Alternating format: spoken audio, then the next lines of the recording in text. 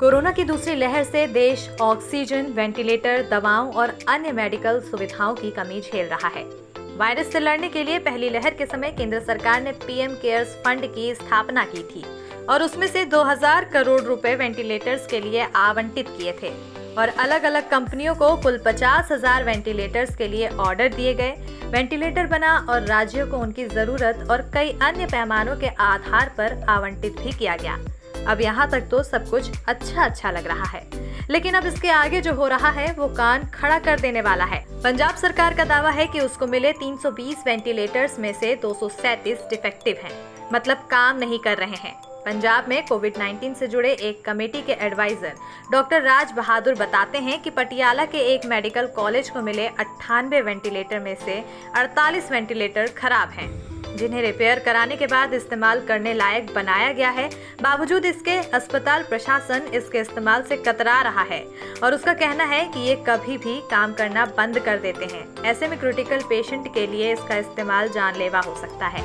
यही हाल अमृतसर का है, जहां मेडिकल कॉलेज को मिले 109 वेंटिलेटर्स में केवल 12 फंक्शनल हैं। मध्य प्रदेश की बात करें तो राजधानी भोपाल के सबसे बड़े हॉस्पिटल हमीदिया हॉस्पिटल में हाल ही में एक पेशेंट की वेंटिलेटर की वजह से मौत हो गई। अस्पताल के डॉक्टर्स बताते हैं कि वेंटिलेटर सही से प्रेशर जनरेट नहीं कर पाते, अचानक से बंद हो जाते हैं। ऐसे में क्रिटिकल केस में इन वेंटिलेटर्स का इस्तेमाल करना खतरनाक है और इन्हें रिप्लेस करना चाहिए। हालांकि बाद में राज्य सरकार ने इस बात को बेबुनियाद बता दिया। छत्तीसगढ़ में भी माजरा कुछ ऐसा ही है। राज्य सरकार का कहना है कि 230 वेंटिलेटर्स में से 70 में तकनीकी खामियां थी, जिनमें से 60 को रिपेयर करा दिया गया है, जबकि 10 अब भी नॉन फंक्शनल हैं। राजस्थान भी वेंटिलेटर्स को खराब बताने की होड़ में पीछे नहीं है।